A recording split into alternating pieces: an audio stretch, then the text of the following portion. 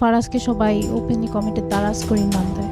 মানবতার ফেরিওয়ালা নামটাও আপনাদের দেওয়া, দারাজ করিম নামটাও আপনাদের দেওয়া, আমার নাম দেওয়া শুধু ফারাজ করিম চৌধুরী। মনে হচ্ছে না যে একটু স্টেজ আর একটু অ্যাটেনশনের জন্য করা?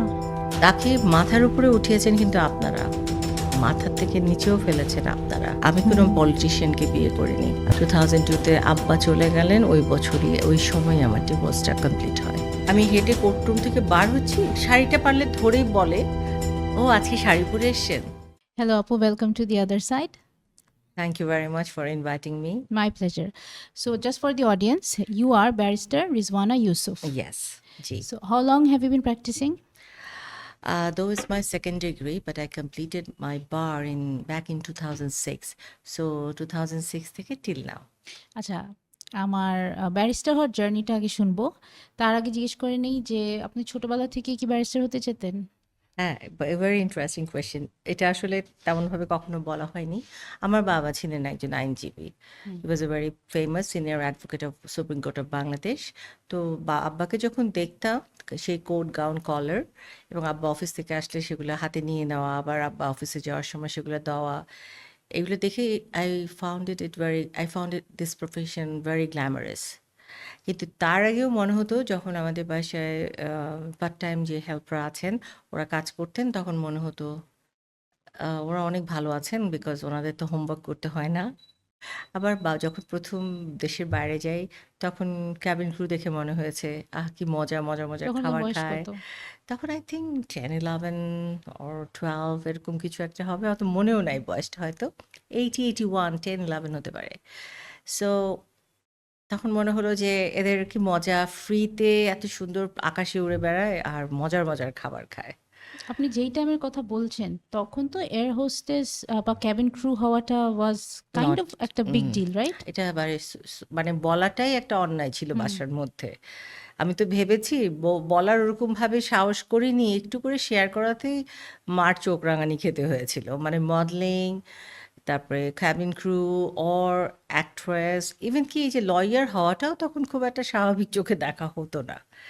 মেয়েদের জন্য ওই স্কুল টিচিং অথবা বেশি হলে কলেজ অর ইউনিভার্সিটি পর্যন্ত চিন্তা করতে পারতো যে পড়াশোনা শেষ করবে, কিন্তু শিক্ষকতায় যাবে। মানে পড়াশোনা শেষ করবে, পড়ো যত খুশি পড়ো, হ্যাঁ, পড়ো। তারপরে তুমি বিয়ে করো।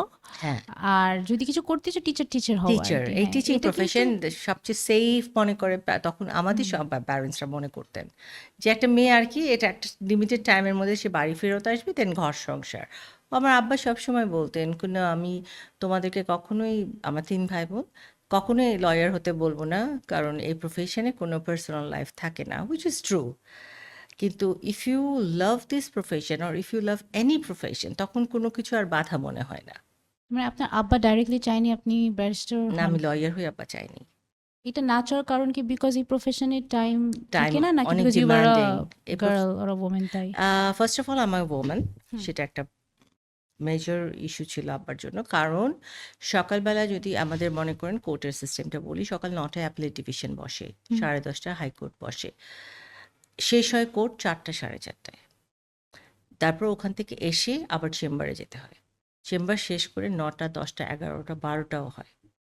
তো এটা 5 days a week হুম। এই রুটিনটা। বাট শনিবার সন্ধ্যা থেকে আমাদের কাজটা শুরু করে দিতে হয়, কারণ রোববারের প্রিপারেশন আছে। আমাদের পহেলা বৈশাখের দিনও আমাদের চেম্বার খোলা রাখতে হয়, কারণ পরের দিন তো আমার কোর্ট খোলা আছে। সো এই জন্য আমার কোর্টের সাথে মানে সকাল থেকে মানে আমার 12-14 ঘন্টা কাজের টাইম হতে হয় মিনিমাম। হুম, হুম। এর নিচে কাজের টাইম আমরা করতে পারি না। তো যার জন্য আব্বা বলতেন, না এটা কোনো পার্সোনাল লাইফ থাকে না, আর মেয়ে হিসেবে তো সংসার বাচ্চা কাচ্চা এখানে টাইম দিতেই হবে। তো সন্ধ্যাটা ফ্রি থাকাটা উচিত একটা মেয়ের। অ্যান্ড এই জন্য টিচিং প্রফেশন ইজ মোর আর কি less demanding, respectful, dignified, and কাজ শেষ করে ঘরে চলে আসা যায়।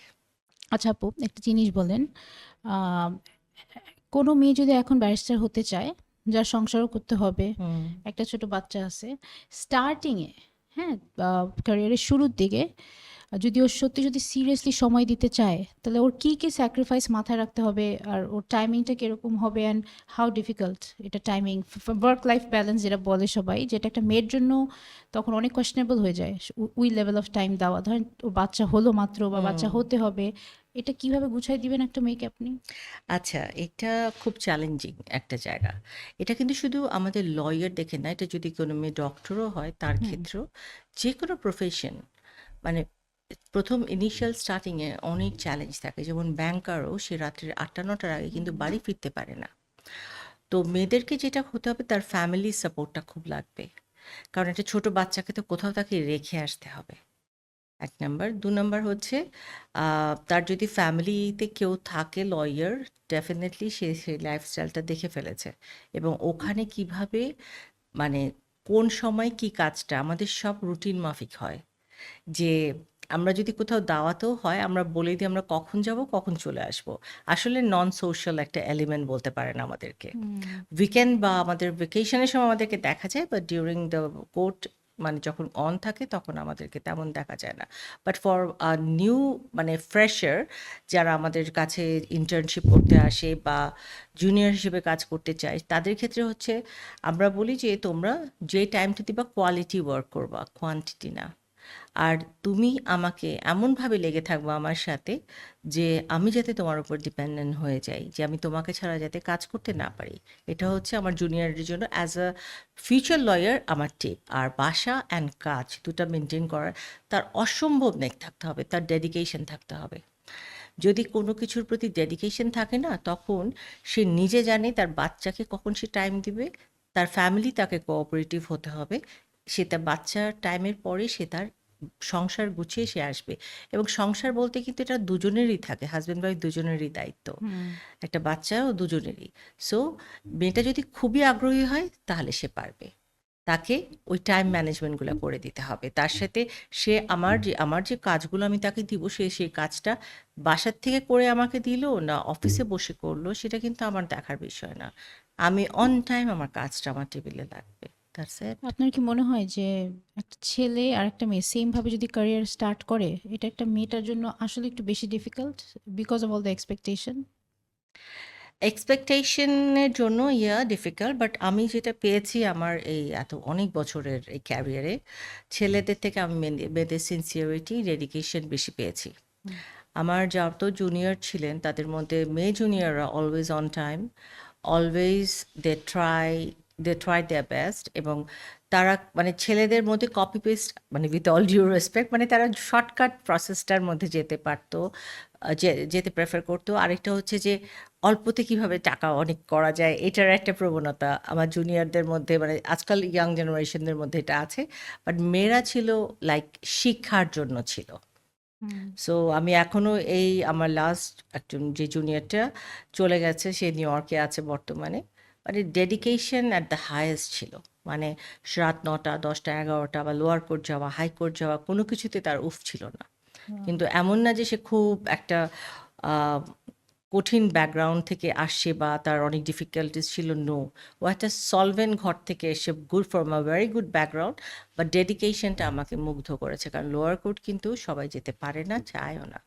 বাট ও বলে যে আমি ইয়েতে চলে যাব, স্কুটার না হলে সিএনজি, এগুলোতে করে ও চলে যেতে বলে কিছু হয় না। সো ওয়াও, সে প্যাশন। ভালো করবে। হুম। ও এই হার্ড ওয়ার্কিং। ডেডিকেশন অনেক, হ্যাঁ সে ভালো করবে।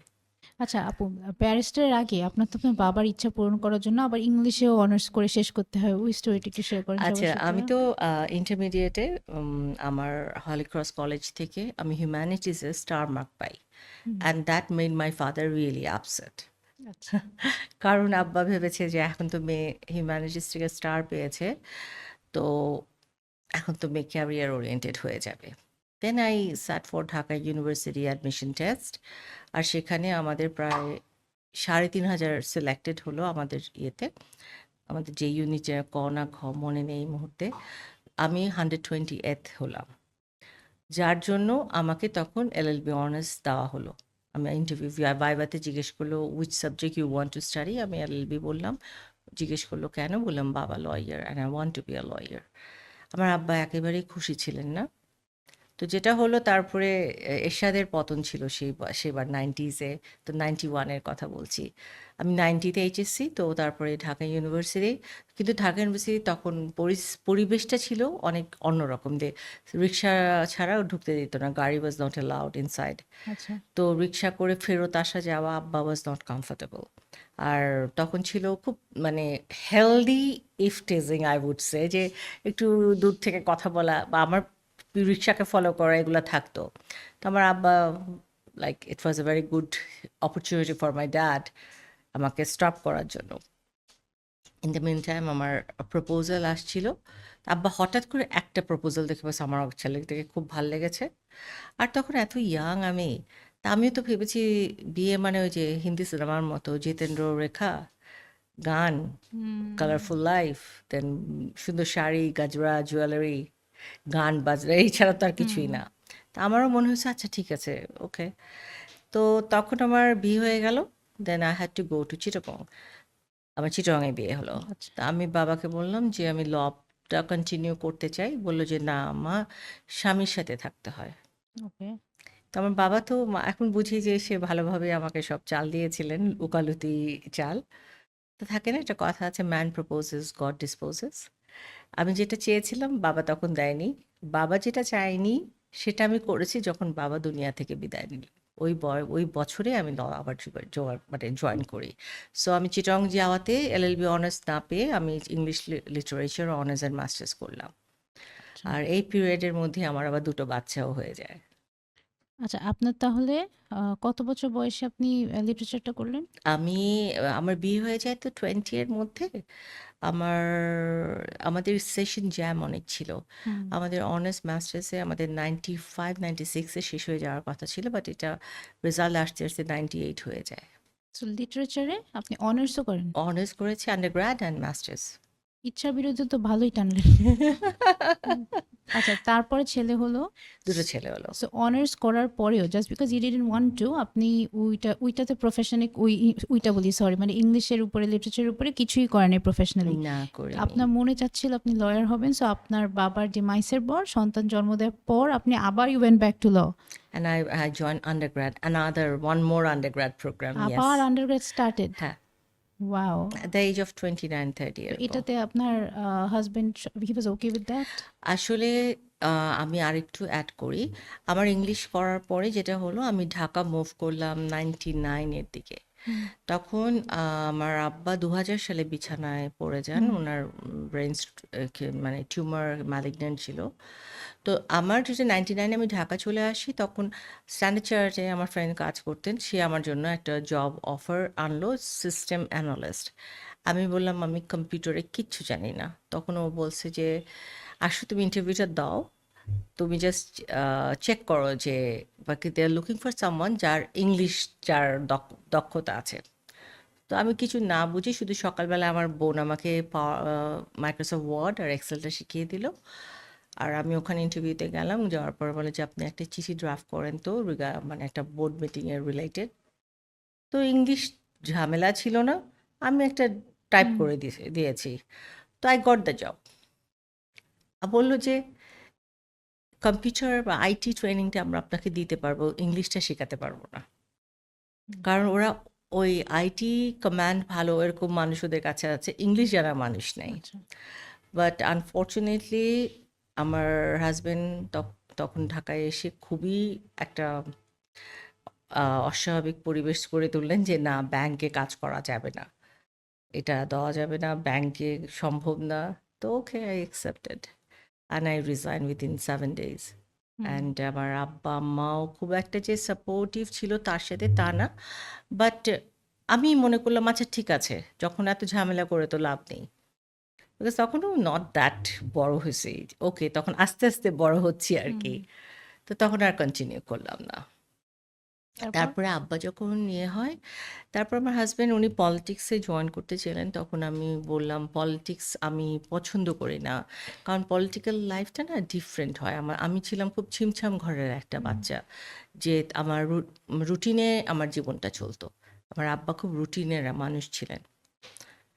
তো পলিটিক্যাল ফ্যামিলি, তাদেরটা আবার পলিটিক্যাল ফ্যামিলি, তারা মনে করেন দুপুর 12টার সময় হয়তো ওরা নাস্তা খাচ্ছে, বিকাল ৫টা-৬টায় ভাত খাচ্ছে, রাত ১২টা-১টায় ডিনার করছে, যেটা আমি অভ্যস্ত না। আর সারাদিন মানুষ আসে। তো আমি দেখলাম এটা তো কোনো লাইফ থাকে না। তো I requested him that don't join politics. তখন he didn't listen to me and he argued or give মানে আমাকে এমনভাবে বলল যে আ আমার মতো ওয়াইফ থাকলে মানুষের আসলে ক্যারিয়ারে আগাতে পারে না। তখন আমি চিন্তা করলাম যে বেটার নট টু পারসিউ, যে ওনাকে আর পুশ না করে, better not to push. And I decided না, পলিটিক্সের সাথে মনে হয় না আমার হবে, কারণ আমি পলিটিক্স দেখিনি আর আমি খুব পলিটিক্যাল এই জিনিসটাকে আমি খুব ভয় পাই, আমি এর থেকে দূরে থাকি সব সময়। তো তখন I file for divorce in end of 2001। 2002-তে আব্বা চলে গেলেন, ওই বছরই ওই সময় আমার ডিভোর্সটা কমপ্লিট হয়। ওর পরে কয় মাসের মাথায় আমার আব্বার লাইব্রেরিটা বিক্রির জন্য অনেক ফোন কল আসছিল। তো ওটার সাথে তো আমাদের ছোটবেলার মেমোরিজগুলা, হুম ইমোশনাল অ্যাটাচমেন্ট অনেক কিছু। হুম তখন আমাকে বলা হলো, আমার মা বললেন যে তুমি পড়তে যাও। এই আমার মা আমার টিউশন ফি দিলেন। আমি আচ্ছা অ্যাডমিশন নিলাম ইউকেতে। I left for UK. বাচ্চা দুটোকে আমার মা বোনের কাছে রেখে, they were really really small. মানে বড়জন ছিল 10, হ্যাঁ, আর ছোটজন 6। তো মার কাছে রেখে অবশ্য অতটা অতটা খারাপ লাগেনি, কারণ আমি যখন তার আগে অনার্স করছিলাম ইংলিশে অ্যান্ড মাস্টার্স, ওই সময় আমাকে প্রায় আম্মার কাছে আমার বাচ্চাকে রেখে যেতে হতো, কারণ আমার পরীক্ষা দেওয়ার সময় ওকে বাসায় আমি কার কাছে রেখে যাব। সো হুম পড়াশোনা থাকে, পরীক্ষা দিতে, ওইসব সময় আম্মার কাছেই আমার ছেলে থাকতো বা ছেলেরা থাকতো। আচ্ছা আপু, এখন একটা জিনিস জিজ্ঞেস করি, এটা একটু পার্সোনালও হতে পারে, একটু ফেয়ার, মানে যদি বলতে চান বলতে পারেন, জি। এটা জাস্ট নিউট্রাল পার্সপেক্টিভ থেকে। এই যে আপনি অপোজ করলেন আপনার হাজবেন্ডকে যে পলিটিক্স করতে পারবে না বিকজ আপনি পছন্দ করেন না, হুম, হুম। সো কত জিনিসটা অনেকটা কিন্তু অমনি হয়ে গেল না, যেরকম ছেলেরা একটা মেয়েকে বলে তুমি এটা করতে পারবে না কারণ আমি পছন্দ করি না, হুম, এটা তো। অ্যান্ড আমি একটা মেয়ে, অ্যান্ড জি। উইথ অল ডিউ রেসপেক্ট, সে আপনাকে যেটা বললো যে আপনার মতো ওয়াইফ থাকলে ক্যারিয়ারে আগাতে পারবে হুম, না, এখন এই সেম কথাটা কিন্তু আমরা ছেলেদেরকেও বলি যে এরকম এভাবে আটকালে তো আমি আমার ক্যারিয়ারে আগাতে হুম, পারবো না। সো আমার মনে হয় যে, জানি না সে কি টোনে বলে, বাট হি ওয়াজ রাইট। মানে আমার মনে হয় যদি আপনি চান আপনার ছেলেরা মেয়েদেরকে সাপোর্ট করে, তুমি সব কিছু করো, উইল ম্যানেজ লাইফ টুগেদার, তো হুম, হুম, আপনারও তো তখন মানে কেন, মানে জাস্ট বিকজ আপনি পছন্দ করেন, আপনি ওই লাইফটা দেখেন, ইট ওয়াজ মানে পলিটিক্স করুক কেউ, লয়ার হোক কেউ, career is career, passion is passion, hmm. সবাই প্যাশন ফলো করবে। কারণ আপনি দেখেন ইংলিশ অনার্সের পর you followed your I passion, want my and passion. যেভাবে আপনি তাকে, আপনাকে মনে হয় না যে এখন তো যাওয়ার হয়ে গেছে, but he wasn't all that career, আর আপনার মধ্যে can no one can pick one life partner আর ক্যারিয়ার, দুইটা কিন্তু এক, মানে just hmm. Because you don't like it, why would you expect him to আচ্ছা, give এখানে that up? তাহলে একটু কারেক্ট করি। একটু আগে যেটা আমাকে প্রশ্ন করলেন যে ওয়ার্ক লাইফ ব্যালেন্স, ওই হুম ব্যালেন্সটা দরকার ছিল। হুম যে অবশ্যই he can pursue his career provided he take good care of his family. বাচ্চাদের সময় বা ওয়াইফকে সময়টা দিতে হয়, কোয়ান্টিটি না হলেও কোয়ালিটিতে। আমি আচ্ছা তাকে যখন আমি আর পারিনি, তখন আমি তাকে একটাই প্রশ্ন করেছিলাম। I spent 10 years with him. আমি বলেছিলাম ১০ বছরে ২০টা ঈদ ছিল। ২০টা ঈদে ৩ টা বেলা করে খাবার হুম অপরচুনিটি ছিল। ওই ২০ টা ঈদের আমাকে হিসাবটা শুধু দিয়ে দাও যে কোন বেলা আমাদের সাথে তুমি খাবার খেয়েছো। আচ্ছা He failed to আচ্ছা give any মানে আই এক্সাম্পল। আন্ডার সো ওরকম মানে ওয়ার্ক লাইফটা না, পলিটিক্স সব অনেকেই করে। কিন্তু তাদের কিন্তু ব্যক্তিগত জীবনটাকেও তারা কিছুটা বাঁচায় রাখে। উনি ১ম এই সব শেষ করে চলে গিয়েছিল। বিকজ আমি বলি, সকালবেলা উঠতো, উনি সকালবেলা উঠে নাস্তা খেয়ে চলে যেতেন। বিকালে বাসায় আসলে উনি এসে একটা ন্যাপ নিয়ে চা খেয়ে উনি মানুষজনের সাথে হুম বসতেন। রাত্রিবেলা ১২টা, ১টা, ২টা আমার হটপটে ওনার জন্য খাবার বেডরুমে রেখে দিতে হতো, বাচ্চাদের সকালে স্কুল। এইটা আর উইকেন্ড হলে ওনার এলাকায় চলে যেত কাজের জন্য। আর তার আগে যদি একটু হাতে সময় পেতো তাহলে হয়তো শিকারে চলে যেত। সো উইকেন্ড, উইকডেজ মানে কোনো ডিফারেন্স ছিল না। যেহেতু এটা অন্য একটা শহর, আমার কোনো বুঝছি আত্মীয়-স্বজন কেউ ছিল না। আমি বন্ধু-বান্ধব বলতো ঢাকা বেস। আমি ঢাকায় born and brought up, so Dhaka base. আর ওনারা একটু কনজারভেটিভ থাকাতে ওখানে ঘুরে বেড়ানোরও কোনো অপরচুনিটি ছিল না। তখন ওরকম ছিলও না চিটাগং শহরটা। তো আমার ওয়ার্ল্ডটা যেহেতু লিমিটেড ছিল, তো আমি ফুল ফোকাস ওনার দিকে থাকাতে যেটা হলো যে, ওই যে আমি যে কিছুই পাচ্ছি, আমি তো সারাদিন ওয়েট করছি যে কখন আসবে। আমার হুম। তখন আমি গল্প করব। আমার শাশুড়ি বয়স্ক ছিলেন। উনার ২ টো ভাই ছিলেন। বাট কথা হচ্ছে কোনো ফিমেল কোনো আর কেউ ছিলেন না, মেম্বার ছিল না বাসায়। তো ওইটা হচ্ছে আরেকটা কারণ হতে পারে। ওয়ার্ক লাইফ ব্যালেন্সটা খুব ইম্পোর্টেন্ট ছিল। বুঝছি। আচ্ছা, I don't want to sound biased. কারণ আপনিও একজন নারী, আমিও একজন হুম, নারী। Same thing so right. I can actually contradict or ask you absolutely, so that absolutely, you feel free. কেউ যদি শুনে কোনো মেয়ে যেন মনে করে যে জিনিসটা নিউট্রাল অ্যান্ড কারণ কি এই জিনিসটা পলিটিশিয়ানদের এই রুটিন সবার ক্ষেত্রেই হুম, প্রিটি মাচ। আমি যদি এখন চলে চিন্তা করে দেখি, আমি তো আমার সিন্স আমি also women, we want the same thing. Hmm, আমাদের লাইফ থেকে আমরা একই জিনিস চাই। So I have to be very neutral. সেটা হচ্ছে যে ধরেন আপনি যেটা বললেন time, work life balance, Eid করতে না পারা, সব কিছু মিলে আপু যখন আর্মি অফিসারদের ওয়াইফ যারা হুম, বছরের পর বছর আমরা যে দেখি তারাও তো মিশনে থাকে, এদিক ওদিক থাকে, একা বউরা কাটায়, তারপর যাদের হাজবেন্ডরা বাইরে কাজ করে, তাদেরও এরকম হয়। অ্যান্ড পলিটিশিয়ানদের এটা given. And what we have seen যে পলিটিশিয়ানদের যেসব লাইফ পার্টনার হয়, ইভেন যদি কারো ওয়াইফ পলিটিক্স করে, since I said I am gonna be neutral, যাদের ওয়াইফ পলিটিক্স করে আর হাজবেন্ডরা হুম, করে না, অন্য কিছু করে, এটা একজনকে না স্যাক্রিফাইস করে সাপোর্ট করতে হয়, জিনিসটাকে ম্যানেজ করতে হয়। হ্যাঁ, রাইট। সো ওইরকম অনেক, তো সব পলিটিশিয়ান লোকই সিঙ্গেল হতো, তাই না সবার। সো এটা কি হতে পারে যে জিনিসটা কিছুটা সাবজেক্টিভ অ্যান্ড আপনি individually you had to pick যে whether you will sacrifice that much or you thought যে না, যা কিছু আপনি এই বিয়ে থেকে পাচ্ছেন you will not enough, you want something else more. মানে এটা কিন্তু কিছুটা একটু আপনার ইন্ডিভিজুয়ালিটিও চলে আসে। সামটাইমস উই পিক যে না, আমি সব স্যাক্রিফাইস করবো, I don't want this, I don't want him, maybe you choose your career, your life, your future over him. Hmm, hmm, sometimes আবার এরকম অনেক পলিটিশিয়ানদের ওয়াইফ আছে না, যারা পুরো স্যাক্রিফাইসই করে দেন, বলে 10 দিন দেখা হয় নাই, 5 দিন দেখা হয় না, হাজব্যান্ডের সাথে ঈদ করে না, দে আর ওকে, তারা পলিটিক্স করে, তারা বাসায় থেকে। এটা তো পলিটিশিয়ান বলেন বা এরকম অনেক ক্যারিয়ার আছে যেটাতে। সো আপনার বেলা কিন্তু সাবজেক্টিভ, মানে ইউ ক্যান অ্যাকচুয়ালি অ্যাডমিট, কারণ যা হয়েছে it worked well for you, আচ্ছা, ইউ আরেকটু ফাউন্ড ক্লিয়ার ইউর করি। সেলফ আপনার। আমি আরেকটু ক্লিয়ার করি। সেটা হচ্ছে আমি বলেছি আমি কিন্তু ল ছেড়ে চিটং চলে গেলাম। আচ্ছা।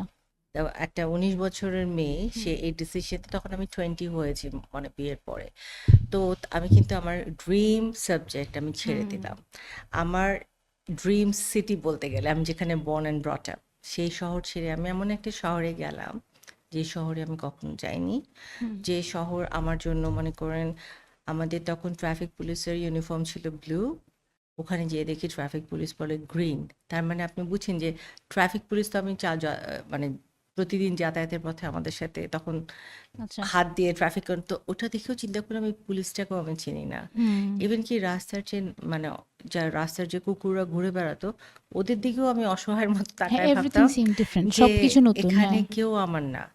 ওই মানুষটা ছিল শুধু আমার পরিচিত। আচ্ছা। এইটা গেল। আচ্ছা। আমি আমার সবকিছু ছেড়ে, আর আমি কোনো পলিটিশিয়ানকে বিয়ে করিনি, আমি একটা বিজনেসম্যানকে বিয়ে করেছিলাম। করেছিলেন। আচ্ছা। বিয়ের ৩-৪ বছর পরে উনি পলিটিক্সে যাওয়ার সিদ্ধান্তটা নেয়। তো তার আগ পর্যন্ত আমি তো মোটামুটি সময় পেতাম, যেহেতু উনি ছাড়া আমার ওখানে কেউ ছিলেন না। তো উনি ছিল আমার একদম মানে টপ প্রায়োরিটি। মানে আমার, উনি মানে এক বাচ্চা ছিলাম তো, মানে উনি যখন সকালে চলে যেত, আমি না গাড়ি যতদূর দেখা যেত আমি জানলা দিয়ে ততদূর গাড়িটা দেখতাম। আর উনি বাসায় আসলে আমি এমনিই খুশি হয়ে যেতাম। আমার সাথে কথা বলুক না বলুক ডাজেন্ট ম্যাটার, বাট আমি অনেক খুশি হয়ে যেতাম। এটা আর আমি কিন্তু ঈদ করিনি বলি, আমি বলছি ঈদে একবেলা খেয়েছো কিনা। বুঝছি। হ্যাঁ। হ্যাঁ, ফ্যামিলির সাথে, মানে ফ্যামিলি বলতে ওনার মা ভাই বোন সবাই তো আছে। সকালবেলা হতো ওনারা ৭টার মধ্যে ওনাদের গ্রামের বাড়ি চলে যান। ওখানে গিয়ে ওনারা সকালে নামাজ পড়ে ওনারা নাস্তা করেন। তো বাসার সাথে করা হয় না, মানে আমরা গেলেও ভিতরে আমরা থাকলাম। দুপুরে উনি চলে যেতেন মেয়রের বাসায়, লাঞ্চ ওখানে হয়ে যেত। আর রাত্রে উনি সন্ধ্যার সময় বাসায় এসে নিচে যে লোকদের সাথে বসতো, ওই রাত ১:৩০-২টায় রুমে এসে খেত। তো আমি দেখলাম যে, আমি বললাম যে, আমি বলছি বউ অ্যান্ড বাচ্চা, আমি বলছি, তোমার ফ্যামিলি। আসলে যেটা আমার টার্নিং পয়েন্ট ছিল, আমার বাবা যখন বেড রিডেন ব্যাক ইন 2020 এ ওনার সেকেন্ড ইলেকশন, ও 1996 এ ফার্স্ট ইলেকশন, সেটার সময় আমি আমার সেকেন্ড বাচ্চা এক্সপেক্টিং।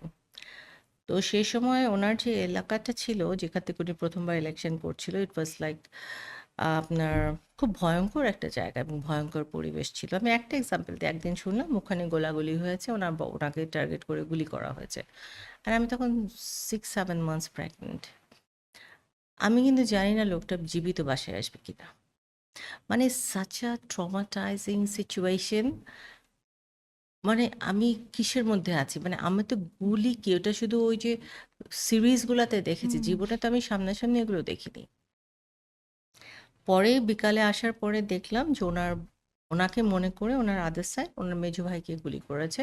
যেটা জাস্ট গাড়ির সামনে দিয়ে যেয়ে পিছন দিয়ে বেরিয়েছে। This are not normal.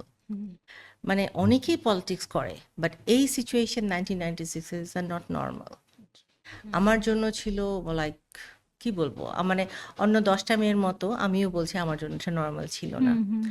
তারপরে ছোট ছেলেটা হলো, দেন বাচ্চাদের নয় সময় দেয়া নেই আমি মেনে নিলাম। 2001 ইলেকশনের পরে তখন ঢাকা থেকে চিটাগং পর্যন্ত আওয়ামী লীগ মাত্র 3টা, মানে তখন ইলেকশন উনি যে পার্টি করতেন সেই পার্টি মাত্র 3টা সিট জিতেছিল।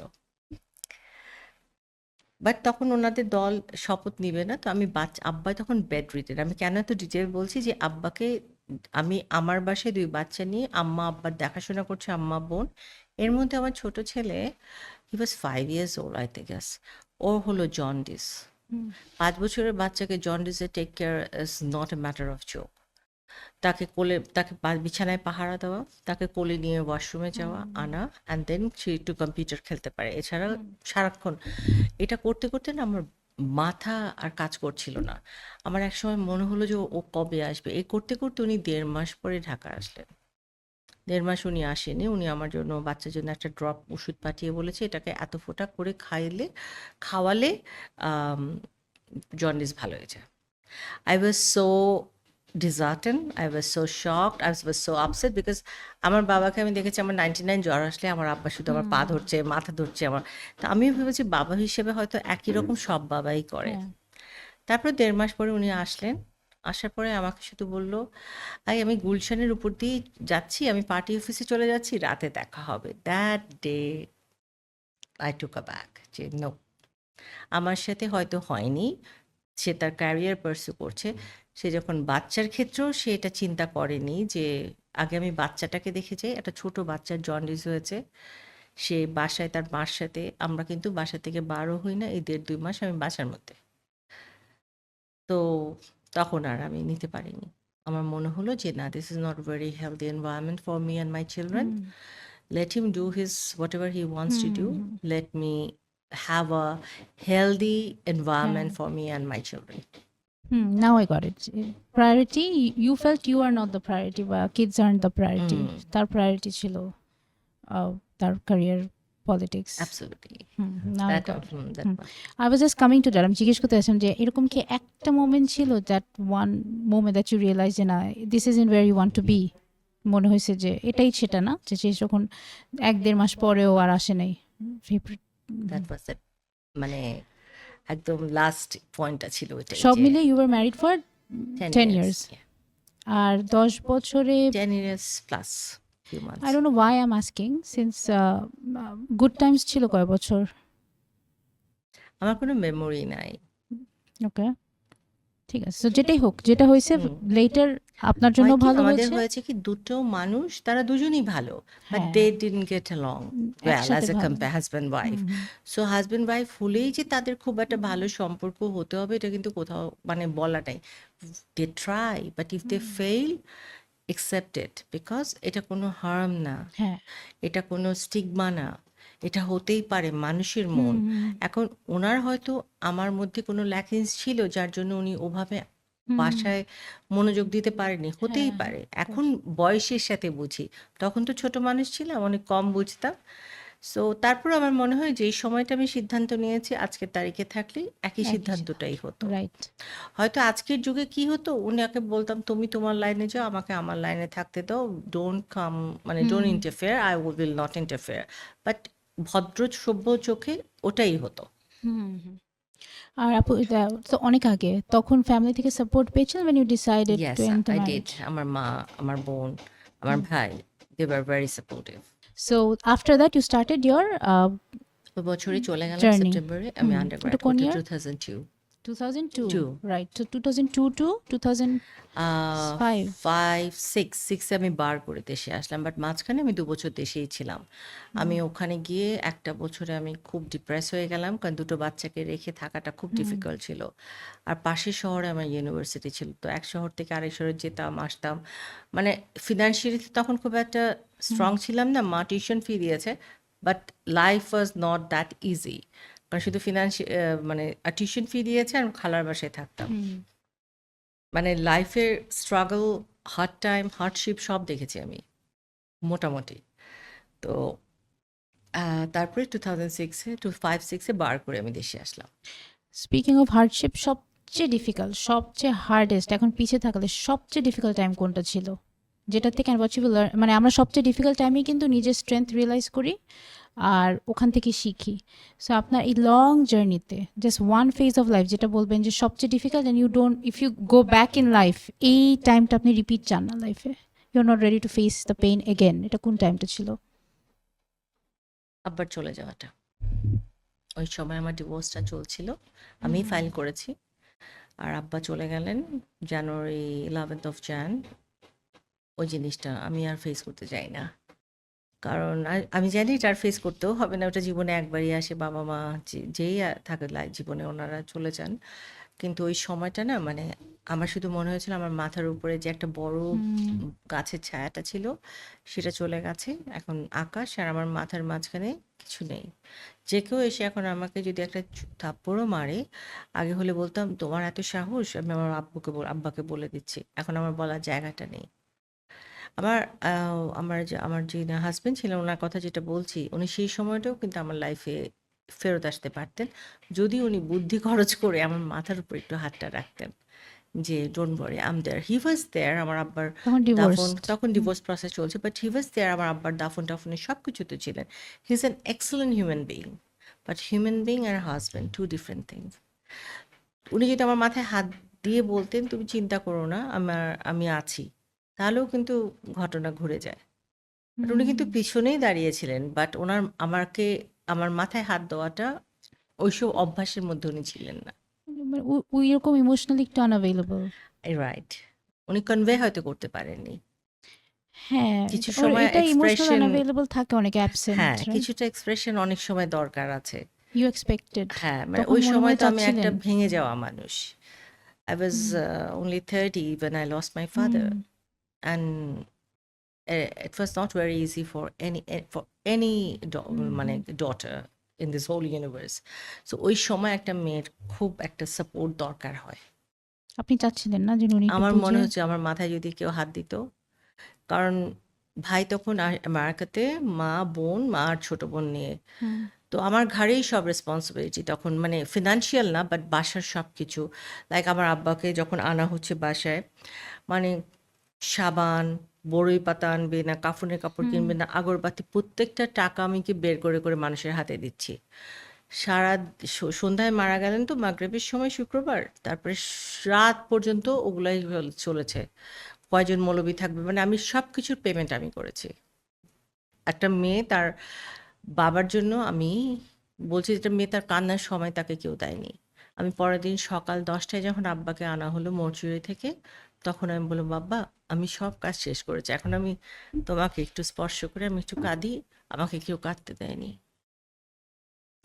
So yeah, I don't want to face that moment.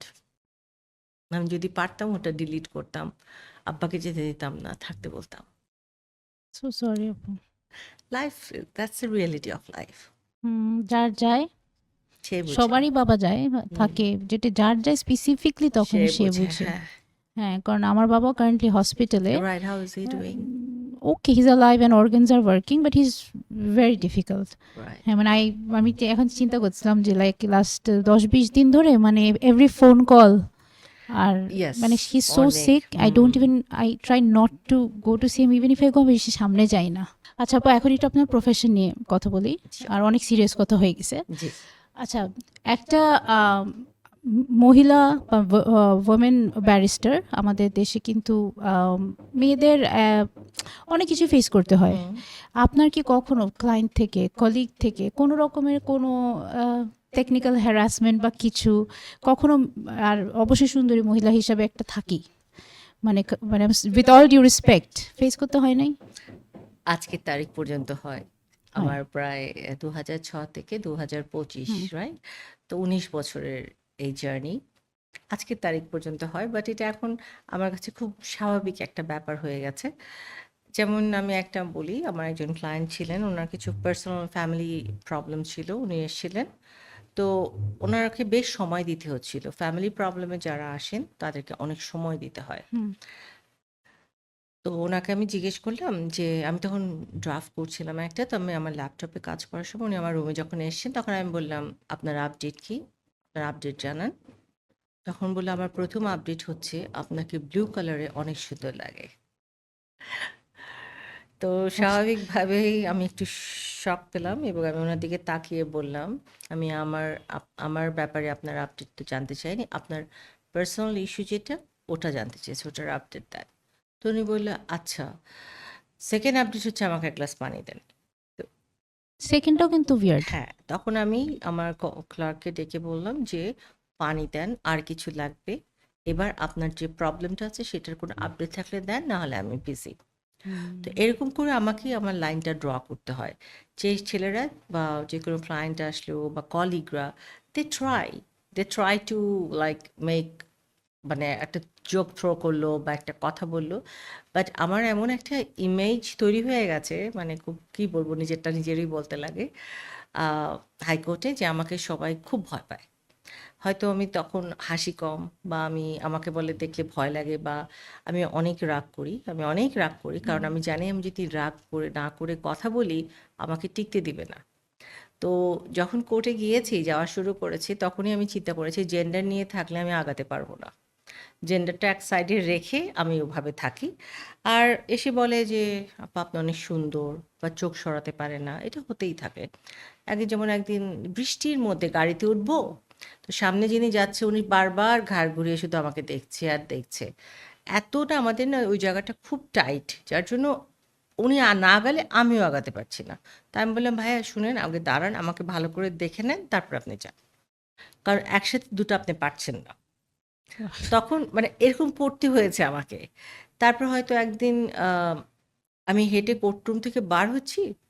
একজন বলল, মানে শাড়িটা পারলে ধরেই বলে, "ও আজকে শাড়ি পরে এসছেন?" মানে এরকম সিচুয়েশন গুলা থাকে। তারপর একজন আমার কলিগদের বলে যে, "কি লাকি তোমরা, যে তোমরা এত সুন্দর একটা আপার সাথে বসে তোমরা কাজ করো কিভাবে?" এরকম। তো ওরাও আবার ধরে, ধরে নিয়ে আসে, "বলো না আপাকে বলো।" তা আমাকে বলছে, "আপা আমরা তো ভয় পাই না আপাকে। আপা আপনি অনেক সুন্দর।" তখন আমি বললাম, "ভাই আমি তো এটা জানি।" আমি চিন্তা এভাবে বলেছি যে ওনাকে আমার ফিউজ করতে হবে। হুম। আমার এটা কোনো ক্রেডিট না। আমি বলছি, "ভাই আমার চেহারাটা না আমি নিজে বানাইনি। এটা আল্লাহর দেওয়া। তো আপনি যদি এখন চিফ জাস্টিসকেও যেয়ে জিজ্ঞেস করেন, উনিও হয়তো আমাকে এই কথাটাও বলতে পারেন। এই কথাটা আমি শুনেছি, বাট এখানে আমার কোনো অবদান নেই। আপনি আল্লাহর দেওয়া ব্রেইনটা আমি প্রপারলি ইউজ করছি কিনা, ভালোভাবে ইউজ করছি না কিনা, ওটা নিয়ে যদি বলতেন আমি বেশি খুশি হতাম।" তো আমি জিনিসটাকে এভাবে সবসময় মানে ঘুরিয়েছি। কিন্তু এটা মানে সবসময় যেখানেই হোক, ক্লায়েন্ট বলেন, কোর্ট প্রেমিসেস বলেন, কোর্টরুম বলেন, অনেক, অনেক কিছু হয়। বাট এটা এখন আমার গায়ে লাগে না। হ্যাভ ইউ এভার ফেস যে নট বিং টেকেন সিরিয়াসলি, যেটা এক খুবই কমন সুন্দর মেয়েদের বা মেয়েদের, না, যে আমার জন্য পাত্তা হয়নি। দিচ্ছে না, ও আচ্ছা 2 দিন পর তো না, ইউ হ্যাভ বিয়ে টু কর বি ভোকাল। বিয়ে করে ফেলবে। ও না, আমার বিয়ের শি পরেই ইজ অল অ্যাবাউট প্রফেশন হার তো। লুকস। আমার এরকম তো মানে ছোট করে দেখা, এটা অনেকে বলে আমাকে যে সিরিয়াসলি কিন্তু নেয় না মেয়েদেরকে আপনার কোর্টে সিরিয়াসনেসটা জায়গা মতো। উঠাতে হয়। Hmm. You have to establish hmm. Yourself. You have to have your own aura. You have to have your personality. আমি মেয়ে ভাবে বললাম না, জেন্ডারটাকে আমি একটা সাইড করে রেখে আমি কোর্টে গেছি যে no, I am a lawyer, I am not a female lawyer, I am not a male lawyer, first I am a lawyer. তারপরে যদি কেউ জেন্ডার নিয়ে কোয়েশ্চেন করে, then I am ready to reply, but I am a lawyer. It's not a very easy profession, it's not a very easy journey, but if you have dedication, যদি ভালোবাসা যায়, যে কোনো প্রফেশন, যে কোনো subject ভালোবাসলেই সেটা achieve করা যায়। তো হ্যাঁ, সিচুয়েশন আসবে, but manage it. Any really strong case or a case that you won and you're proud of, যে it was very difficult, বা এমন একটা কেস লাস্ট মোমেন্টে ইউ জাস্ট ওয়ান, হাঁটতে হাঁটতে জিতে যাওয়া? অনেক এক্সপেরিয়েন্স, আসলে কেসগুলো তো 1-2 দিনে শেষ হয় না। এমনও কেস আছে, একটার এক্সাম্পল দিই। আপেলেট ডিভিশনে লাস্ট ফাইনাল যেটা রিভিউ চলছিল, তো ওটা আমরা জিতলাম 3-4 বছর আগের কথা, বা আরও 3-4 বা 5 বছর আগের কথা। বাট ওই কেসটা শুরু হয়েছিল 1975-এ। তখন কিন্তু আমি হামাদি। যে শুরু করেছিল সে কিন্তু দেখে যেতে পারেনি, সিভিল মামলা, প্রপার্টি আচ্ছা, রিলেটেড। তো ওটা প্রায় 40 ইয়ার্স পরে শেষ হলো। যে তখন শুরু করছে সে নিজেও দেখে যেতে পারে 40 বছর 40 লাগলো ইয়ার্স। এটা শেষ হতে। ওয়াও, ধাপে ধাপে ধাপে ধাপে ওয়াও। আসলো। সেদিন আমার মনে আছে, আমি আমার কলিগদের সাথে বলছিলাম, আমরা জিতেছিলাম, বাট আমরা একটু মন খারাপ হয়েছিল। কারণ একজনকে বাসাটা ছাড়তে হবে, আরেকজন বাসাটায় ঢুকবে। আমার ক্লায়েন্ট জিতলো, তার মানে 40 বছর ধরে যে আছে ওই বাসাটায়, ওকে ওই বাসাটা ছেড়ে দিতে হবে। সো খুশির সাথে একটু খারাপ লাগাটাও কাজ করে। আর কিছু কিছু শেয়ার রিলেটেড মামলাতে কোম্পানি ম্যাটারগুলো বেশি করা হয়।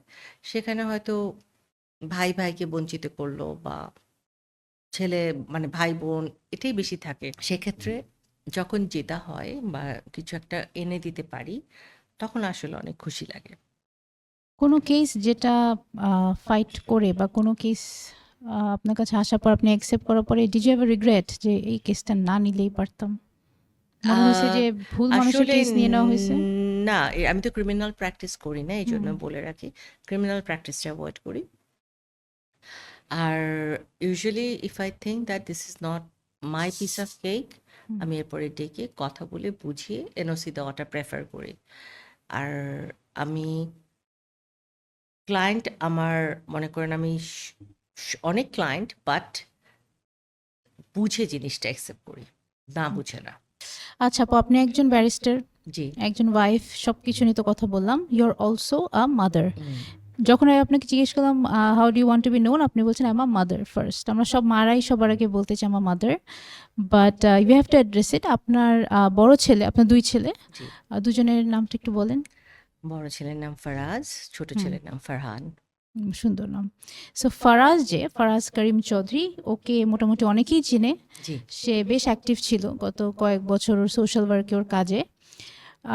যদি আমাকে উইথ অল ডিউ রেসপেক্ট, ওর জার্নিটা কেউ কেউ খুব সুন্দরভাবে নেয়, কিন্তু you know how social media is.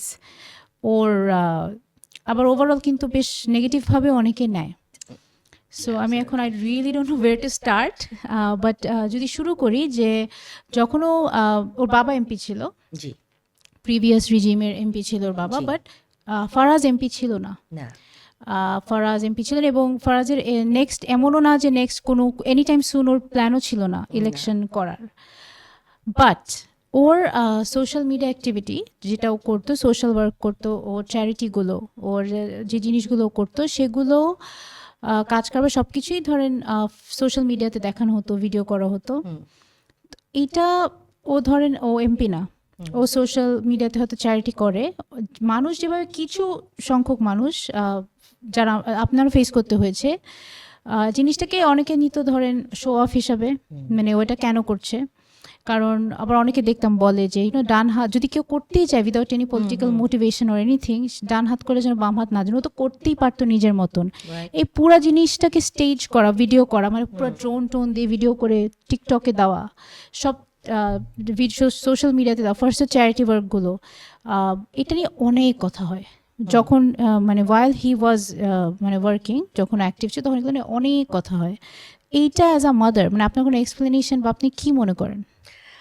A very good point you have raised, কারণ এটা আমার কখনো বলা হয়নি আজ অবধি। আমি আমাকে দিয়ে একটু শুরু করি। আমার 2002-এ যেহেতু বললাম আমার ডিভোর্স হলো, আমি করলাম। তখন থেকে আমি কিছু সোশ্যাল ওয়ার্কে ইনভলভ হয়ে যাই। দেশে আসার পরে স্পেশালি 2004 এর এন্ড থেকে 3 থেকে শুরু করি। আমি ভিজুয়ালি ইম্পেয়ারডদের নিয়ে প্রায় 16 বছর কাজ করেছি। আমি বিভিন্ন দেশে বিভিন্ন কনফারেন্সে গিয়েছি। যে আমাদের যে রিলিজিয়নটা ভালো কাজ শিখায়, এবং সব রিলিজিয়ন ভালো কাজ শেখায়, যে প্রত্যেকটা হিউম্যান রাইটস রিলেটেড যত কিছু আছে প্রত্যেক রিলিজিয়নের মধ্যে, মানে ফর এস্টাবলিশিং পিস। তো ফারাজ এটা ছোট থেকেই দেখেছে। ফারাজ আমার সাথে, আমি যে প্রতিষ্ঠানের সাথে সম্পৃক্ত ছিলাম, ফারাজ বেশ যাওয়া আসা করতো। হুম। আর ও যেমন একবার আমাদের একটা ছোটোখাটো কম্পিটিশনও ছিল, সূরা ফাতিহার রিসাইটেশন। সেটাতে ও ফার্স্ট হয়েছিল, আমি নিজেও জানি না। আমি যখন মাইকে ওর নামটা শুনে আই ওয়াজ সো টাচড, যে একটা অ্যাটলিস্ট কিছুতে তো এক্সট্রা কারিকুলামে কিছু করেছে। আচ্ছা, নাও কামিং টু দ্য পয়েন্ট, সেটা হলো যে এটা আমি বললাম যে আমার একটা যাত্রা ছিল, এই জন্য আমি সোশ্যাল ওয়ার্ক বা এটাকে আসলে সোশ্যাল ওয়ার্ক তো আমরা ইংলিশে বলছি, এটাকে আমি মনে করি সাদকায়ে জারিয়া। তো সাদকায়ে জারিয়া আমি যখন করেছি আমার ভিজুয়ালি ইম্পেয়ারদের ভাই বোনদের জন্য, তখন কিন্তু টেলিভিশনের নিউজে এসে যে প্রোগ্রামগুলো হচ্ছে, বিভিন্ন অর্গানাইজেশনে যেয়ে আমাকে ফান্ড রেজ করার জন্য রীতিমতো আমি বলতাম যে আমরা ভিক্ষা করি। কারণ সোশ্যাল ওয়ার্ক কিন্তু সহজ কাজ না। আপনি যখন কারো জন্য কাজ করবেন, সেই টাকাটা আপনাকে জোগাড় করে আনতে হচ্ছে, পকেটে যতই টাকা থাকুক। তো এটা রীতিমতো আমি মনে করি আমার কাছে ছিল ভিক্ষাবৃত্তি, যে সব কিছু ওনাদের জন্য আপনি এই চাকরিটা একটু করে দিবেন, ওনাদের একটু টিউশন ফিটা কি কমানো যাবে, এই যে বলাটা, এটা কিন্তু সহজ না। আচ্ছা, এখন ফারাজের ক্ষেত্রে যেটা হলো, ও যখন শুরু করলো, ও ছোট ছোট করে শুরু করলো নিজের মন থেকে। আমি কিন্তু তখন এত কিছু জানি না। যখন প্যালেস্টাইনে একটা ডিজাস্টার হলো, যে রমজান মাসে অনেকগুলি গোলাগুলি হলো, অনেক বছর আগের কথা, 2020 মনে হয়, প্যান্ডেমিকের সময়। তখন আমাকে বলল, আম্মা তোমার প্যালেস্টাইন এম্বাসিতে কেউ আছে? আমি বলছি, yeah. The ambassador himself is a good friend of mine, উনি আমাকে বোন ডাকে। কারণ বাংলাদেশে প্রথম যে মহিলার সাথে তার সে মেট করেছিল, সেটা আমি। তো I connected him with Yusuf Ramadan, his Excellency.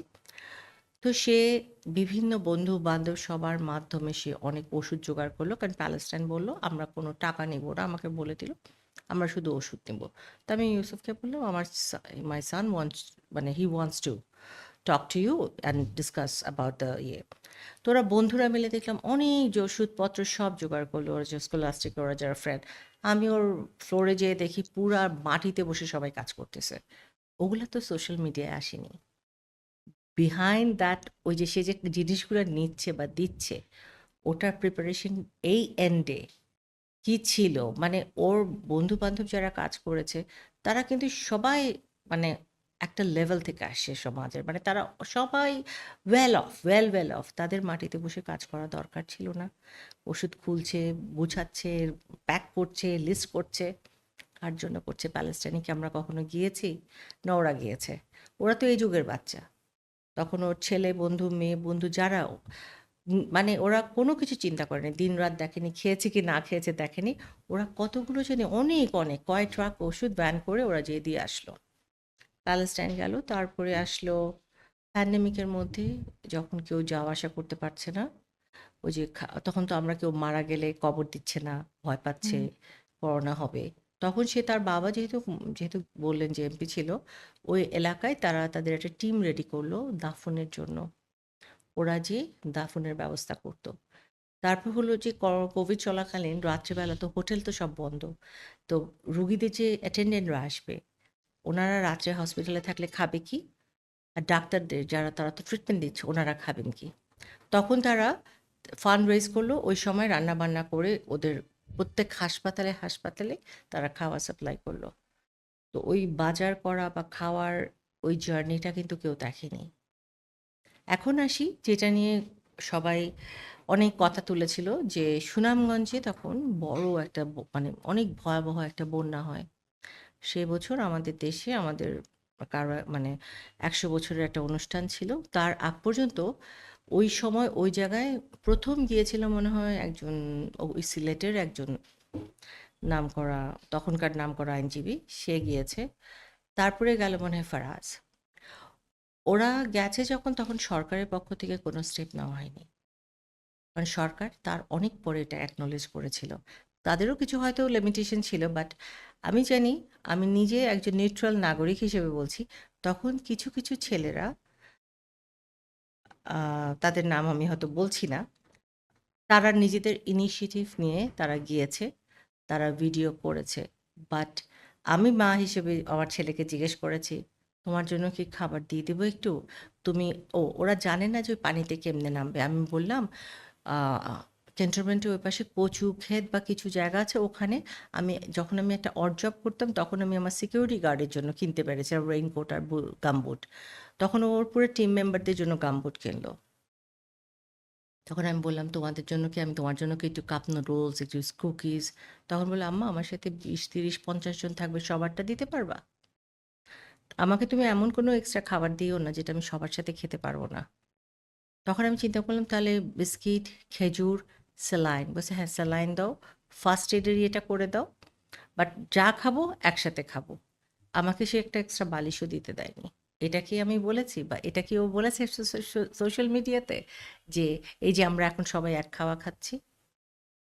আচ্ছা, এমনও হয়েছে সে বোটে ঘুমিয়ে আছে, কেউ হয়তো ছবি তুলেছে, বাট সে তো এক রাত না, সে বহু রাত এরকম ছিল না। একবার শুধু বলল যে, আম্মা আমি ঈদের দিন তোমাকে নিয়ে যাব, বাট তুমি তো পানি পর্যন্ত যেতে পারবে না, তুমি কোথাও থেকো, তাহলে আমি তোমার সাথে ঈদের দিন তারপর আমরা চলে আসব।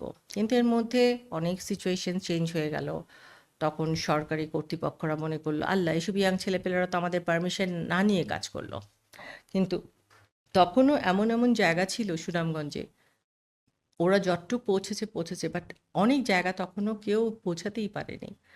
মানুষজন ওদেরকে দেখে দূর দূর করে যেসবই ছেলেরা গিয়েছে বলছে, ওই যে ভাইয়া এসছে, খাওয়া নিয়ে এসছে। সোশ্যাল মিডিয়াতে দেওয়ার আমি মনে করি যে কারণটা, যেটা আমি তখন তার মা বা আমি একজন দেশের মানুষ হিসেবে যেটা বুঝেছি, এটা এই বয়সী ছেলেরা তো তাদের যেই টাকাটা তাদের খরচ হয়েছে বা সময়টা, এটাতে তো বাসায় সে ঘুমিয়ে বন্ধু-বান্ধবদের সাথে গল্প করে দেশ বিদেশ ঘুরেও কাটাতে পারত। তার তো ফিনান্সিয়াল কোনো অসুবিধা ছিল না। সেই লাইফটা লিড করতে পারত। তার জন্য সব ধরনের সুবিধা আমি করে দিতাম, ওর বাবা করে দিত। কিন্তু সে ওটা চুজ করেছে। আর ওর যে ভিডিওগুলা করেছে, যে ছেলেটা করেছে ম্যাকেনজি, ও আমারই পরিচিত, ও আমাকে আপু ডাকেন। তাকে আমি, ছেলেটার কোনো কাজ ছিল না। তখন I introduced him with Faraz. Faraz তাকে তখন বলল যে, এক কাজ করো, তুমি আমার সাথে চলো, আমাদের এলাকায় এইসব কাজ করি। That's how it আচ্ছা started. আপু, চ্যারিটিটা বুঝলাম, বাট এই যে ধরেন গ্রামে গ্রামে জেলায় বাসায় যে ও যে ফ্যামিলি প্রবলেমগুলো সলভ করতো, ওটা তো দরকার ছিল না। মানে করলো, বাট ওইটা একটু মনে হচ্ছে না যে একটু স্টেজড আর একটু অ্যাটেনশনের জন্য করা? আচ্ছা, এটা হয়েছে কি, একটা হয়েছে অ্যালেক্স সাথে ছিল একটা ঘটনাগুলো কি বিষয় ছিল? যৌতুক, ড্রাগ খেয়ে বাবা মাকে পিটানো। আই এগ্রি, সে ওই এলাকার এমপি না। আই এগ্রি, ওর কোনো প্রশাসনিক ক্ষমতা ছিল না। বাট এখন আমি প্রশ্ন করি, আমার বাসায় আমার আশপাশে যদি কেউ এসে আমাকে বলে যে আপনি একটু দেখেন, মারধর করেছে, মাকে মারছে। আমাদের দেশে তো এখন যেখানে সেখানে মারধর হচ্ছে। তো ও তো একটা মার মাকে মেরেছে, ওখানে যদি সে যে কথা বলে ছেলেটাকে বকা দেয়, ঠিক আছে, ভিডিও করেছে, এটাই তো প্রবলেম। হুম। কি শেখানোর জন্য? কি শিখলাম আমরা সেটা? মাকে মেরো না, মার সাথে এটা করো না, হুম। এটা করা যায় না। তো আজকে এটা নিয়ে অনেক কথা হচ্ছে, বাট তখন কেন কেউ কথা বলেনি? আচ্ছা, ভয়ে বলেনি। বাট আজকে তো সমগ্র বাংলাদেশ কথা বলছে, বা বাইরের থেকে ফ্রি মানুষ সোশ্যাল মিডিয়াতে, তখনও তো বলতে পারতো। না, তখন আপু বলতো, ওর কিন্তু অনেক ফেস করতে হতো নেগেটিভ কমেন্ট। যাদের বলার, এটাই বললাম যে ও যেভাবে করে এইসবের মানে ট্রোলের শিকার হচ্ছিল, বা যে কথাগুলো মানুষ বলছিল, তো মানে some of them did make sense. আমরা ক্লারিফিকেশন পাই নাই দেখে হয়তো আজকে তাই আপনাকে পেয়ে জিজ্ঞেস করলাম, যে হয় না যে যাই কর, মানে why everything has to be required like that, unless and until হ্যাঁ, এখানে কোনো পলিটিক্যাল মোটিভেশন বা কিছু থাকুক, যে না আমি এমপি হব, বা আমি অ্যাটেনশনটা চাচ্ছি, I want people's love, I want people to see me. যদিও পলিটিক্স করার জন্য বা কখনো এমপি হওয়ার জন্য করে থাকে, দ্যাটস ওকে। মানে ডোন্ট ইউ থিঙ্ক কোথাও না কোথাও কোনো রোল ছিল এখানে, বা ইন্টেনশন ছিল? আসলে আমি যেটা বললাম, ওরা পলিটিক্যাল ফ্যামিলি। এটা যদি তার মনে থেকে থাকে, সেটা হয়তো আরো অনেক পরে ব্যাপার হতে পারতো। হুম। বাট যতটুক আমার জানা, তার সাথে আমার যে সময়গুলো তখন ছিল বাংলাদেশের পলিটিক্যাল সিচুয়েশনে, কিছুটা সে আমার সাথে একমত ছিল যে এই পরিস্থিতিতে পলিটিক্স করার মতো পরিবেশ হুম। এটা না। কারণ আমাদের, উইথ অল ডিউ রেসপেক্ট, আমাদের দেশে পলিটিক্সটা কিন্তু অনেকটা প্রতিহিংসা পরায়ণ। যে যখন পাওয়ার থেকে নামে তাকে খুব খারাপভাবে নামতে হয়, যে যখন পাওয়ারে বসে সে সব মানে আমাদের ওই ব্যালেন্সটা এখনো নাই, বরং ডিটোরেট করেছে। তো ও আমাকে বলেছে যে ওর যে সুযোগ আগে আসেনি তা না, তখনও এসেছে, ওকে অনেকে ডেকেছে, বাট সে যায়নি। সে চেয়েছে সে এই রোলটাতেই সে কমফোর্টেবল ছিল। এটা ওর ব্রেড অ্যান্ড বাটার না। ওর পৈতৃক যে ব্যবসাগুলো আছে, নিজস্ব ওর ব্যবসা আছে, সেগুলো কিন্তু ও ঠিকই রান করতো। সোশ্যাল মিডিয়া কিন্তু ওর ব্রেড অ্যান্ড বাটার ছিল না। আর অ্যালেক্স ম্যাকেনজি ছেলেটা, যেহেতু যার কথা বললাম, ওকে কিন্তু আসলে ওর অনেক ঝামেলা ছিল, ওর ভীষণ টাকা পয়সার। ওকে ও মান্থলি একটা স্যালারি দিয়ে দিত, so that he can run his show. He was doing his job. Absolutely. আচ্ছা, এন্ডের দিকে যখন জুলাই আসলো, সো ফারাজ প্রিটি মাচ নিজেকে ফার্স্টে এস্টাবলিশই করে as a young social worker, voice of the youth. ওর বয়সের জন্য ও ওইটাই, যদি পলিটিক্যাল কোনো মোটিভেশন না থেকে থাকে, ও একটা ইয়াং ইউথ লিডার টাইপের নিজের একটা ইমেজ ক্রিয়েট হয়ে যাচ্ছিল অটোমেটিক। সেটাও ইচ্ছা করে করুক আর না করুক হচ্ছিল। তো তারপরে যখন জুলাই আসলো, সবাই ইয়াং, যাদের voice strong, we all wanted them to raise their voice.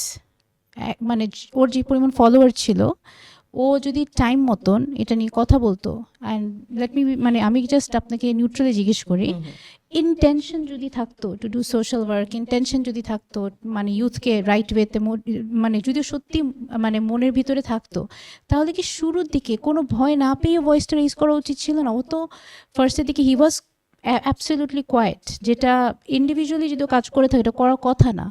He was coed, আর এটা কিন্তু খুব ভালো মতন পাবলিক চোখে পড়ে, সোশ্যাল মিডিয়াতেও আসে যে ও কোনো কথা বলে না, ও কিছুই করে নাই। যেখানে আপনিও বলেন যে ইট ওয়াজ পলিটিক্যাল, তখন ও তো ইয়াং ইউথ ফলোয়ার আছে ওর, ও যদি ওগুলো ভিডিও করতে পারে, ও এত এমপ্যাথি যদি থাকে, তখন এই অবস্থা ছিল স্টুডেন্টদের, যেখানে মানে রাস্তায় রাস্তায় সবাই from every profession, every age রাস্তায় নেমে পড়ে, তখনও কেন কথা বলে না? কিসের ভয়, বাট ওয়াই? আচ্ছা, ফারাজের ওই বছর বিয়ে হয় 2024 ফেব্রুয়ারিতে। জুন মাসের 12 তারিখে ও দেশের বাইরের থেকে আসে। ইন দ্য মিন টাইম ও যাওয়া, মানে ওমরা করতে গিয়েছে, দেন বাইরে গিয়েছে, আবার একটা বন্ধুর বিয়েতে গিয়েছে, এসে 12 তারিখে 13 or 14, তখন কিন্তু অলরেডি ঝামেলাটা শুরু হয়েছে। আমাকে জিজ্ঞেস করছে, আম্মু এটা কি? তখন আমি ওকে এক্সপ্লেন করলাম। তো এক্সপ্লেন করাতে আমি বললাম যে এটা এরকম। তো ও বলল যে ওকে, তাহলে হাইকোর্ট অ্যাপিল ডিভিশনে রায়টার জন্য ওরা আবার মুভ করছে। তারপরে 16ই জুলাই ঘটনা আস্তে আস্তে সিরিয়াস হচ্ছে। 18ই জুলাই ইন্টারেস্টিংলি ওদিন আমার বার্থডে ছিল। তো আমি 17ই জুলাই রাত্রে আমার আম্মার বাসায়, আমি সবসময় আমার জন্মদিন আমার মার সাথে কেক কাটি, কারণ আমি মনে করি ওদিন আমার মা হয়েছে, আমি তো না। তো সেদিন কিন্তু সিচুয়েশন, 18ই জুলাই রাত্রে সিচুয়েশন খারাপ হলো। সেই রাত্রে আম্মারা আমার বাসায় আসছিলেন। তো ফারাজ আমার সাথে, আমার 2 ছেলে, আমার মা, আমার ভাই, আমার বোন। সিচুয়েশন যখন খারাপ হয়ে গেল, আমি ওকে বললাম, বাবা, দেশে কিন্তু অনেক বাচ্চারা রাস্তায়, তোমার কিন্তু কিছু বলা উচিত, because people looking at you. 21-22 তারিখের দিকে আমি ওর সাথে আবার কথা বললাম, তখন ও আমাকে শুধু বলল না, 20 তারিখে, 19-20, তখন ও বলল যে আম্মা, আমি যে কি কষ্টের মধ্যে আছি তুমি জানো না, কারণ আমি যদি কিছু বলি আমার আব্বা অনেক বিপদে পড়ে যাবে। কারণ ওর বাবা তো কোনো একটা পার্টির একটা ম্যান্ডেট, পার্টির একটা এমপি ছিলেন। তো ওর বাবাকে ও কোনো রকমে ভিক্টিমাইজ করতে চায়নি। বাবাকে বাঁচাতে গিয়ে সে তখন এই পথটা চুজ করলো। তার কয়দিন পর আমি আবার বললাম, দেশে 18 কোটি মানুষ, আর আমি কিন্তু ওইদিকে সোশ্যাল মিডিয়ায় এক দফা রেড করা প্রোফাইল, দেন ফ্রি লিগাল সার্ভিস সব লিখে যাচ্ছি। মানে আমার কথা হচ্ছে, হ্যাঁ, ওর বাবার সাথে তো আমি নেই, so I can do anything, যেটা আমার মন বলবে যেটা রাইট ওটাই করব।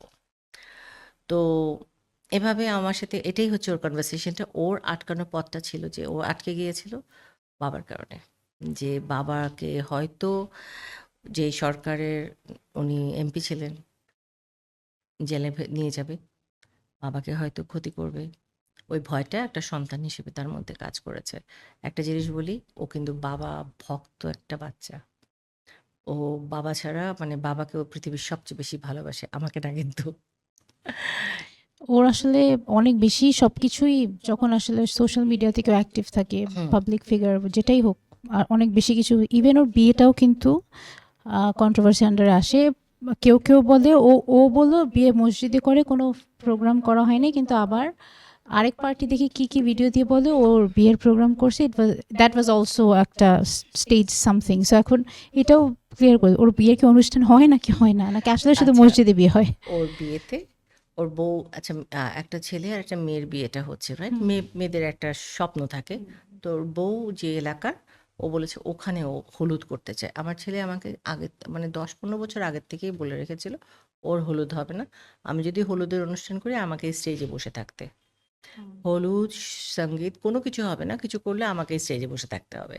ওকে, ওর বউর কারণে আমি ওই এলাকায় গিয়েছি, বাট কোনো হলুদ লাগানো, ছোঁয়ানো কোনো কিছু করতে দেয়নি। ঠিক আছে, মা হিসেবে আমারও তো কিছু এক্সপেকটেশন আছে। আর বিয়েটা হয় মসজিদে, মেয়ের এজেন্টটা নিয়ে আসা হয় মেয়ের বাসার থেকে, ওর এজেন্ট নেওয়া হয় মসজিদে। ওখান থেকে আমরা ডাইরেক্ট মেয়েকে নিয়ে বাসায় চলে আসি। বাসার ছাদে আমি একদিন আমার ওর শ্বশুরবাড়ির লোকজনকে খাওয়ালাম। পরের দিন আমার মার সাইড, আমার বাবার সাইড, আমার বন্ধু বান্ধব সবকে মার্চ করে আমি 70-80-তে আনলাম। নাও আই আস্ক ইউ, আমি বিং আ লয়ার, ও আমার কলিগস, সব কিছু কনসিডার করে আমি সেখানে 70-এ নামালাম। ছাদের মধ্যেই তো খাওয়াতে হবে, কারণ বিয়ে তো বাসার ভিতরে। বাট সেটার সময় একটা আনন্দ হয়েছিল। অনেক বছর আগে আমার মা খালাদের সময় বিয়ে বাসায় হতো। তো ডালা টালাও কিন্তু আমাকে সব ফারাজ বাসায় বানাতে হয়েছিল। ফারাজ আমাকে সব, ওদের কোন বক্সিরহাট আছে বাজার, ওখান থেকে ডালা কিনে এনে দিছে। কি কি অদ্ভুত অদ্ভুত ডালা, সব সিলভার কাগজে। ওগুলাকে আমি কাপড় দিয়ে র্যাপ করে করে স্টোন বসায় আমি নিজের হাতে সব ডালা বানিয়েছি। বাসার ভিতরে সব অনুষ্ঠান। ও বলেছে একটা অনুষ্ঠান করব বড় করে, সেটা হবে গ্রামের বাড়িতে, যেখানে আমি মানুষকে কাচ্চি বিরিয়ানি খাওয়াবো, রোস্ট খাওয়াবো। 14,000 মানুষ খাইয়েছিল, বাট ওটা ওদের গ্রামে। তো আচ্ছা, গ্রামের মানুষকে সে বিয়ের ওইটা দিয়েছিল। তো যার জন্য ওখানে কিন্তু আত্মীয় স্বজন খুব কম ছিল, মানে বুঝছি। পলিটিক্যাল মানুষ কম ছিল বলতে গেলে, আবার আত্মীয় স্বজনও কম ছিল। আর আপু লাইভে আসাটা লাস্টে যেটা ওয়াজ ভেরি ব্যাডলি ট্রোল, শুধু তাই না, এরকম অনেক ছোট ছোট রিলও বের হয় যেখানে মানুষ অ্যাকচুয়ালি পুরোটা জিনিস এনঅ্যাক্ট করে দুইজনে, কেউ আপনি সাজে, হুম, কেউ ওর ছেলে সাজে, এরকম অনেক ট্রোল, এক্সট্রিম ট্রোল হুম।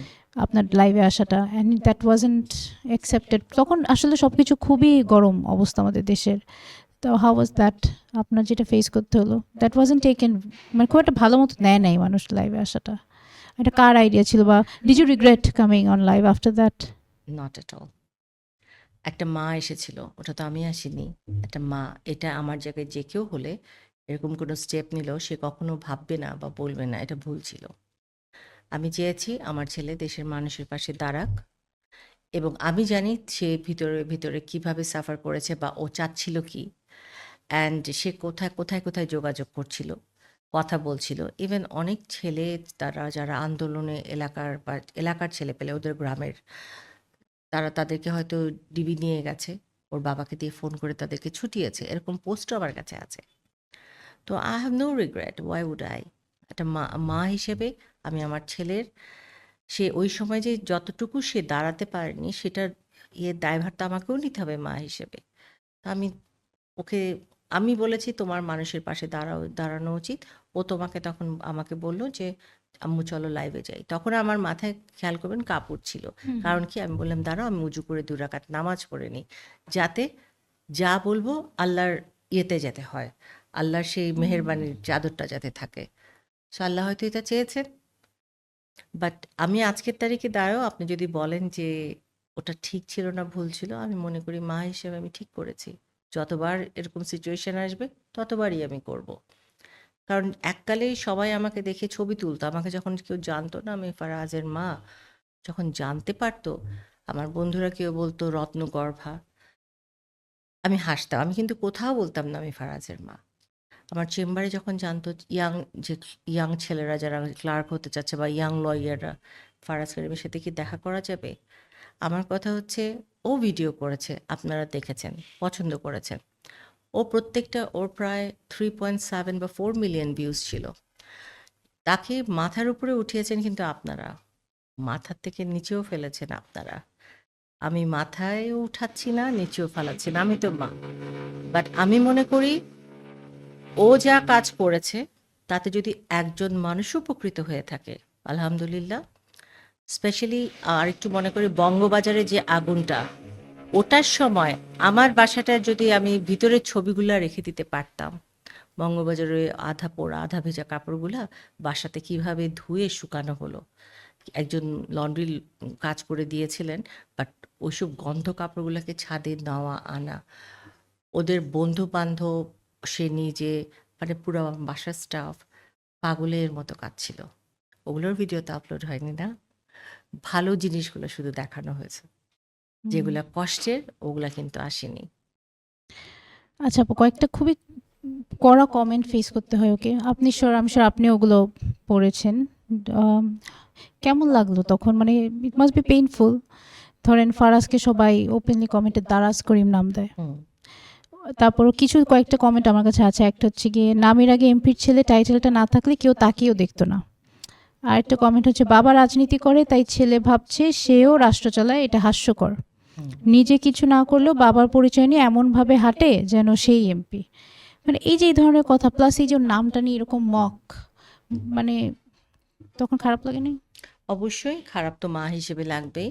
কিন্তু আমি এভাবে দেখি যে একটা, মানে আমি শুধু এভাবেই জিনিসটা দেখি যে একটা মানুষ যখন কোনো কাজ করছে, তখন ওর ফেভারে হয়তো পরিস্থিতি ছিল, ওকে মাথার উপরে উঠাতে উঠাতে ও তো বলেনি যে, বা আমিও যদি আমার ভিউ যদি বাড়ে, আমি তো, বা আপনার প্রোগ্রামের ভিউ যদি অনেক থাকে, আপনি মানুষকে এনকারেজ করছেন, আসেন আমার প্রোগ্রামে শুধু লাইক দেন, কনস্ট্রাকটিভ ক্রিটিসিজম থাকতেই পারে। আর ফারাজ যদি ওর বাবার পরিচয় প্রকাশ্যে দিয়ে থাকে যে আমি এমপি ফজলে করিম চৌধুরী সাহেবের ছেলে, এটা আমি কখনো শুনিনি। আর ওর এলাকাতে ও যদি কোনো বকাঝকা বা এরকম কিছু ভিডিও থেকে থাকে যে রাগ হচ্ছে, ওটার পিছনে কারণগুলো দেখা দরকার। একটা একটা ভিডিও খুব কথা উঠেছিল যে ঝাড়ু দিচ্ছিল, দুজনকে দিয়ে ও গ্রাম ঝাড়ু দিয়েছিল, যেটার খুব ক্লিপ ক্লিপ দেখানো হয়েছে, সে পুলিশের গাড়িতে করে যে দুজনকে দিয়ে কান ঝাড়ু দেওয়াচ্ছে। ঘটনাটা ছিল ওর বাবার দুজন কর্মী চাঁদাবাজি করেছিল। কারণ প্রশ্নটা আমিও ওকে করেছিলাম যে তুমি পুলিশের গাড়িতে মাইক্রোফোন, বলে আম্মা ওই পরের ভিডিওটা দেখো, আমি পারমিশন নিয়েছি, আমার গলার আওয়াজ যেহেতু শোনা যাচ্ছে না, বসে আমি কি আপনাদের মাইক্রোফোনটা একটু ব্যবহার করতে পারি? তখন বলেছিল এই দুজনকে আজকে আমার বাবা, আমার এই দুজনকে আজকে আমি এসে বলে দিয়ে গেলাম, তারা চাঁদাবাজি করেছে যখন, তারা গ্রাম ঝাড়ু দিবে। আর আপনাদের যখন যার ছবি তোলার ইচ্ছা ছবি তোলেন, আপনাদের ইচ্ছা। আর ভবিষ্যতে কেউ যদি এরকম চাঁদাবাজি করে, তার জন্য এটাই। আচ্ছা। ঠিক আছে? হ্যাঁ, এটা হয়তো খারাপ হয়েছে, ওর করা উচিত হয়নি, চাঁদাবাজিটাই থাকতো। আরেকটা হচ্ছে যে মার জন্য সে বকা দিতে গেছে, ছেলেকে বকেছে। আরেকটা ছেলে ছিল বাবাকে পিটিয়েছে, কেউ হচ্ছে ছাগল, মানে যৌতুক দিচ্ছে না দেখে বউ পিটিয়েছে, আসলে সে ভুল করেছে। আর উম, যেটা হয়েছে, উম, এই যে বাজারে যে আগুনটা লাগলো, আহ, আমাদের যে বঙ্গবাজারে, কোনো মানুষই উপকৃত হয়নি। যারা টাকাগুলো পেয়েছিল, যারা দিয়েছে এবং যারা পেয়েছে, ওগুলো ভিডিও করে রাখাতে আজকে আমি বলতে পারি কে মানুষ কত টাকা পেয়েছে আর ওর বাবার পকেট থেকে কত টাকা গেছে। ওই টাকাগুলো খরচ না করে তো সে নিজের একটা আরও ভালো জীবন করতে পারতো। অ্যান্ড দারাজ করিম, আমার কথা হচ্ছে মানবতার ফেরিওয়ালা নামটাও আপনাদের দেওয়া, আচ্ছা। দারাজ করিম নামটাও আপনাদের দেওয়া, আমার নাম দেওয়া শুধু ফারাজ করিম চৌধুরী। সো আপনারাই ভালো জানেন যে কখন কোন নামটা ওর জন্য ঠিক আছে। বাট আমি মনে করি মা হিসাবে আমি যদি আমার ছেলেকে এই ধরনের সোশ্যাল ওয়ার্ক, বা আমি যেটা বলি সাদকায়ে জারিয়া, যে কাজ করে যাবা, যে কাজ মানে যুগে যুগে ফল দিবে, তো এটা করা যদি ভুল হয়ে থাকে, তাহলে কোনো মা কিন্তু কোনো ছেলেকে তার এরকম কোনো কাজে আগাবে না। হ্যাঁ, আমি সেই খারাপ মাটাই মনে করেন, কিন্তু আমি মনে করি যে আমার ছেলের যে এক্সপিরিয়েন্সটা হলো, আর ভবিষ্যতে মারা ভয় পাবে তাদের ছেলে মেয়েকে কোনো সোশ্যাল কাজ করতে বলতে। থ্যাংক ইউ সো মাচ আপু, আমরা অলমোস্ট এট দি এন্ড। খুব ভালো লাগলো আপনার লাইফের স্টোরি শুনে। আমি আপনাকে এখন 4টা আমাদের সিগনেচার কোয়েশ্চেন করবো, আপনি ইন শর্ট অ্যান্সার দেবেন। শিওর। নাম্বার 1 হচ্ছে 20 বছর বয়সী রিজওয়ানাকে আপনি কি অ্যাডভাইস দিতেন এখন? বিয়ে করো না। ম্যাক্সিমাম মানুষ এটাই বলে। আচ্ছা, লাইফে পাওয়া বেস্ট অ্যাডভাইস? কোনো একটা স্পেশাল সাবজেক্টে নিজেকে এক্সপার্ট বানাও। আর ওয়ার্স্ট অ্যাডভাইস যেটা পেয়েছেন? উম, এখন ঠিক মনে পড়ছে না। আমার তো ওয়ার্স্টই মনে থাকে, বেস্টগুলো মনে থাকে না। 3 উইশেস। আমার ছেলেরা তারা নিজের মতো করে নিজেদের একটা পরিচয় তৈরি হোক। মানে তাদেরকে, তারা দুজনেই মাস্টার্স কমপ্লিট করা, তারা নিজেদের একটা জায়গা তৈরি করুক, নিজেদের পরিচয়ে পরিচিত হোক। আমার মা সুস্থ থাকুন, আর আল্লাহ যাতে আমার মাকে হায়াত দারাজ করেন, অ্যান্ড আমি যে কাজ করছি সেই কাজটা যাতে আমি, আমার যে প্রফেশন, লিগ্যাল প্রফেশন, সেই প্রফেশনে যাতে আমি এমনভাবে আগাতে পারি যে আমার বাবার যে নামটা ছিল সেটাকে আমি রক্ষা করে গেলাম, আর আমার নামটাও থাকলো। আচ্ছা, আহ, এখন থেকে নিয়ে till the last day of your life, মানে এক কথায় মরার আগ পর্যন্ত যদি যে কোনো একটা খাওয়া খেয়ে বেঁচে থাকতে হয়, তাহলে কি চুজ করতেন? ভাত মনে হয়। ভাত। সবাই মোস্টলি আমরা একই। আচ্ছা, ঠিক আছে, thank you so much, My it was pleasure. Wonderful Thank you talking for to you. giving me this opportunity to talk to you.